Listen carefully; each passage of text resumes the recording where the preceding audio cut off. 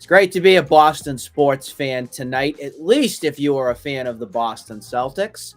We congratulate them as they advance to the Eastern Conference Finals, thanks in part to our call-outs, Pat. Yep, we've been calling Big out Al. Horford. He listens. They're tuning Big in Al, player of the night, Big Al. Way to go. Gets the Celtics to the Eastern Conference Finals. We are making history here tonight as well. We have a new setup because Brendan has found his way back home, which we're very fortunate enough to have. Made it. And Pat gets to be the monkey in the middle tonight. Woo! Attaboy. Welcome in, gents. How we doing? We're doing great, Nick. Celtics won. It was an interesting game, kind of back and forth, which I kind of appreciated. Yep. And then towards the end of the game, still a little doubt. You never know what's going to happen, but we held a healthy lead towards the end of the game. Our call-outs have been working. What is there to complain about? We got nothing. I have Brendan, nothing. Maybe Jaylen Brown not doing great tonight, but that's okay. That's okay. Don't take my call-out yet. That's coming I'm soon. not. I just said his name. That's all. I didn't mention anything about call-outs and any of that. What's your take, Brendan? I mean, they are just a totally different team when they use their brain. There was a lot of ugly basketball for 3/4 of this game, 3.5 really, and you could tell Coach was not happy. There was a ton of timeouts. They couldn't stretch the lead beyond 10 points, and then at the end there, they start giving the rock to Derrick, and instead of Tatum dribbling to the ground, going through triple coverage, playing for calls, it's Derrick finding the open guy, getting quality shots. The Celtics look great.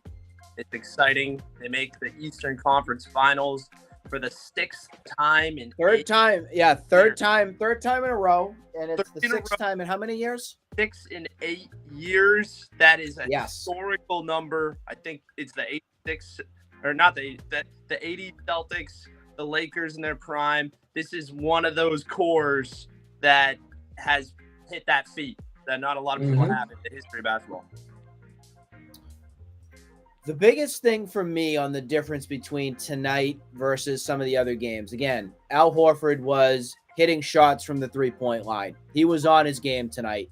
But I don't just look at the threes as what stood out in his performance here tonight. I look at the leadership. He was a force to be reckoned with at almost 38 years old, being the guy on the court tonight. Jayson Tatum, number-wise, yes, he had 25 points on the night, but I still look at both ways on the court. I look at offense, defense, leadership, and all the intangibles that lead you to a victory is where Al was able to make sure his call-out never happens again. Not to mention, the numbers were pretty good. Yeah. 22 points, led the team in rebounds, 5 assists. I mean, that's a great night by Big Al. He came to play. He wanted to rest tonight. You know who else came to play tonight? Another one of our call-outs that we've been a little disappointed with the past few games, Derrick White. Derrick White was hitting his shots, but he also, you could tell the intensity and you could tell how much he was jiving out there with making sure that he could be the defensive stopper as well. There were some great plays that the Celtics made to cause turnovers, blocks, steals. All of that came together tonight to get the Celtics, as Brendan loves to call them, the gentleman's sweep. We said this earlier. Gentleman's sweep is what the expectation was. So, Brendan, you are 100% correct in this prediction. We're geniuses. I will take it. I will take the flowers on that. Yes, very important. They are a different team than last year. This team last year, this would go 6 or 7. Against Atlanta, it went 6. Philadelphia, it should have went 5. It went 7. And then, of course, they had a 7-game series. Whenever they got deep in the playoffs, they'd lose their legs. That year, they cracked the door and they made the finals. They didn't have the legs to play Golden State. So they had 3 7-game series going into that. The Celtics, they will have fresh legs going up against a New York Knicks team that I think lost 2 now to the Pacers, or the Pacers who come out of there. And then the finals, I mean, we'll get there when we get there, but that West team is going through war. Whoever comes out of the West, it has been a battle. All series are wicked close in the West.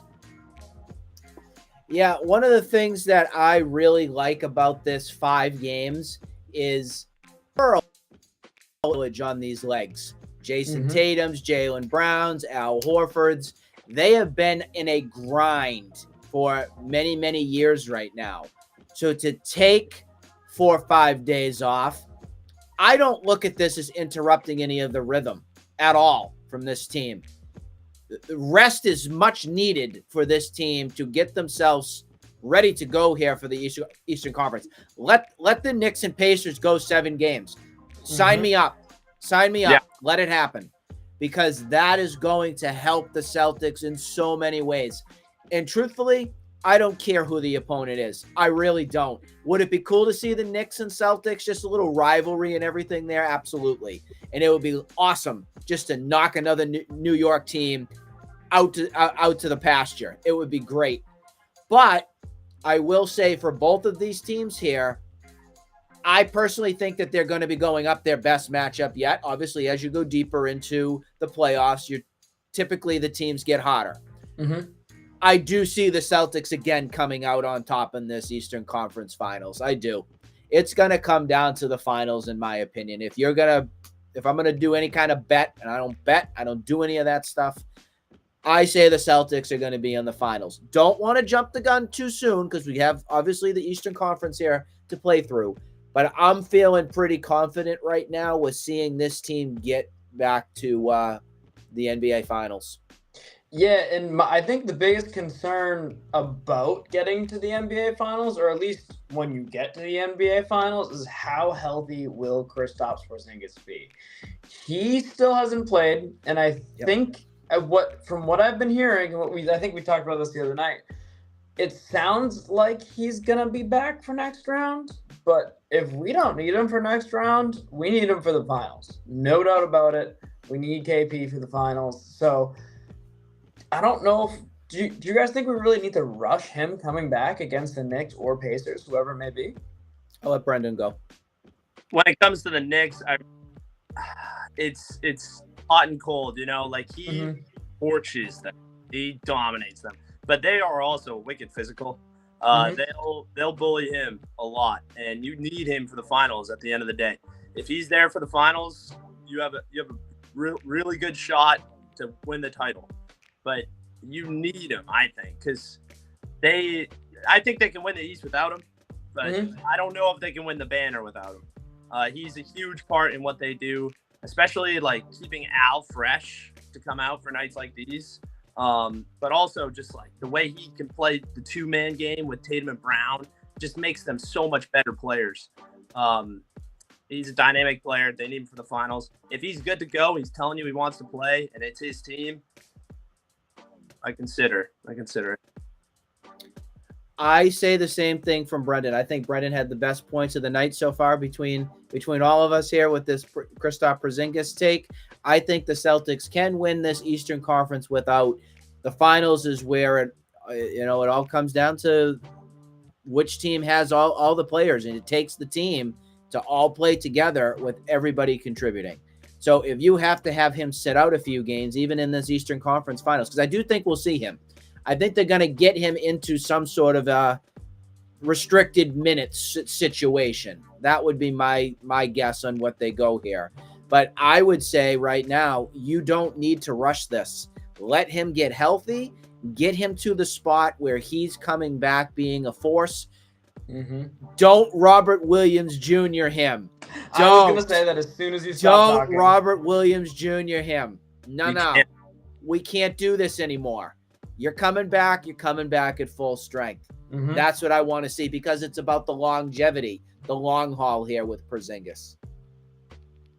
Absolutely agree. You took my take on Rob Williams, but you were gonna mention 100%. Robbie. As soon as you said, I don't miss him whatsoever. I'm sorry. I don't miss Marcus Smart.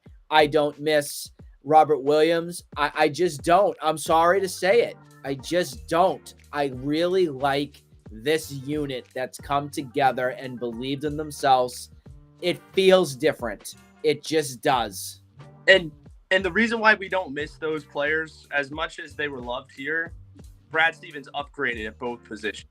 Yes, he did. Drew Holiday, he has the same post, even a better post game, but he shoots it way better. He doesn't have to huck up 7 shots. Robert Williams and Porzingis. Williams was not a shooter at all. He was a great defender, great shot blocker, jumps out of the gym, but he's not Porzingis. Porzingis has a bag, he's breaking ankles, he's dunking on people, he's shooting the 3-ball really well. And this is where I wrap it all up, where people talked a lot of smack about the Celtics and their road so far against a Heat team without Butler and now a Cavs team without Mitchell.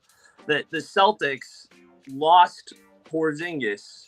They shrunk their depth to make these moves between losing Grant Williams, Robert Williams, Malcolm Brogdon, Neesmith. All these guys, they're gone. They are very top heavy, and you see guys like Cornette and Sam Hauser, Pritchard in the playoffs putting up big roles. Derrick White showing up a lot. I think the Celtics are deeper than a lot of people realize, even though a lot of people say they're top. From what we've seen, absolutely have been. I mean, Cornette was a valuable contributor in this series too.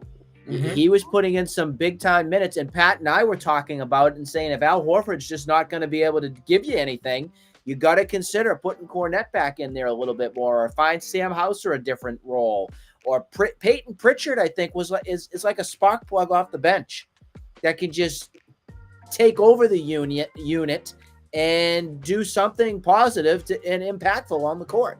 So great signs to see. We're super excited. Before we wrap this Celtics segment up, we do have to give our call-outs and our stars of the night. I'm going to go to Pat first. Who's your stud? My stud, we all know who the stud is. It's Al Horford tonight. You got to give him his flowers. We've been roasting him for the past 2 episodes. Got to give the guy his flowers today. 38 years old, played 35 minutes, 15 rebounds, 5 assists, All the time. 22 points. That's insane. That's a great night by Al. He heard us. We were talking, and he performed tonight. Happy for him. So I have a question on this. So if they end up producing after we call them out or something like that, does that mean we have to shut up? No, we just keep talking. That's exactly right. We just keep going. We'll just motor mouse. That's all. We just keep doing what we're doing. Brendan, who's your stud of the night? Star of the night. I'm gonna go with Pritch. Pritch looked pretty good. I like that one. Missoula would roll to him a lot because they were kind of falling asleep at the wheel a lot. Jayson Tatum pounding the ball into the dirt and then just taking bad shots, looking for calls instead of just playing honest ball. And I thought Pritchard looked really good doing that. He just plays his role well. So I was happy to see what he did today. I loved Al Horford. He's, of course, my 1A, but I got to go 1B, and that's your other guy we called out. That was Derrick White. Derrick White finishing the night with 18 points on the night, had 5 rebounds, 6 assists with 36 minutes of play. Impacted both sides of the game, offense, defense, big-time contributor for this team. When he's on and he goes, that's serious business, and typically that means a big W for the Celtics. So love to see the bounce back and the swagger in his step after this tonight. And that's what they need for D White. Keep up the good play from that. But Al Horford tonight just stole the show from me. He really did. That was awesome to see from that for a guy that has never won a championship. And he's in the, final years of his career. Maybe this is the last. We don't know until the end, but no better person and player and a true guy that wants to be a Celtic, bleeds green. That's Al. So an identity guy, got it done tonight. Get your team to the next round. Super good, feel good story. Just super good to see that. We got to call people out. I have an interesting one. I'm going last because I am going to steal the show on this one. All right. Let's go to Brendan this time. Let's see here. I'd just like to maybe look at JT a little bit. I mean, I don't want to give him too much flack. He did put up a lot of points for them. He made some really nice shots. When it comes to calling him out, I'm not calling him out on his talent, his shot-making ability, his decision-making, anything like that. but if he just focused on the game instead of the refs, he would dominate. It's like Bobrovsky last night trying to sell the goalie interference. Feels like Tatum a little bit trying to sell the 4-point play. So that's maybe who I look at, but he'll be all right. He'll lock in. He looks a lot better than in the beginning. He looks great. Yeah, I like that take. That's a great take. I'm taking an easy one here. I'm doing a layup and not this guy's layup with his left hand, a right-handed layup for Mr. Jaylen Brown. Going at her. 11 points, 41 minutes. You got to do better than that if your name's Jaylen Brown. You're getting this, second or third highest contract in the NBA? $295 mil. Uh-huh. You make a lot of money to put up 11 points, not even 21, in 41 minutes. Do I want to see? He had 7 rebounds or 4 rebounds, 7 assists. So contributed, but at the same time, you got to have more than 11 points. He is a scorer. He's got to be scoring. Yeah. We also forgot to tell our viewers that if you have any questions or answers that you want to send along, you're more than welcome to do that via Facebook or YouTube or X, Twitter. Let us know. Hit us up. Tell us that we're doing our job right. We love to hear from you. That's our little thing right there. All right, guys. You took the basic route on this one. I am going to impress the heck out of you with this take. Are you ready? This is the best one we've done yet. I am calling out Max Strus. You imbecile. How dare you go into the TD Garden with a Florida Panthers jersey on? You clown. You absolute buffoon. Walking into the TD Garden with that jersey on? What the hell is the matter with you? The Bruins in 7. He's Bruins in 7. Yep. He's setting the Bruins up. Oh, that hit me up. That got me hot tonight. That NHL tipped me off so much to see that. He isn't even from Florida. No. From Chicago. What is he doing? Most hated person in that arena tonight. Max Strus. You imbecile. See, they know when they come in, they know they can put a target on their back and it's bad. It was like the fans reaching for Caleb Martin in the last Look year. at me. I'm Max Strus. I'm a loser. I'm going home now. Bye-bye. Let's try this. This would be funny. And then, my God. Yeah. I hope Max Strus. You got your money's worth tonight from me. So glad that I could call you out for the fraud you are. Oh, definitely. You know what's funny too? The Bruins were at the game. I know. Yeah.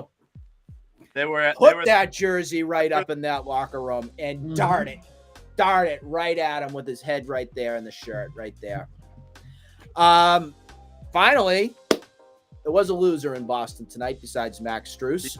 I'm just going to keep going at this guy. I love this. Yeah. Get him. I got him.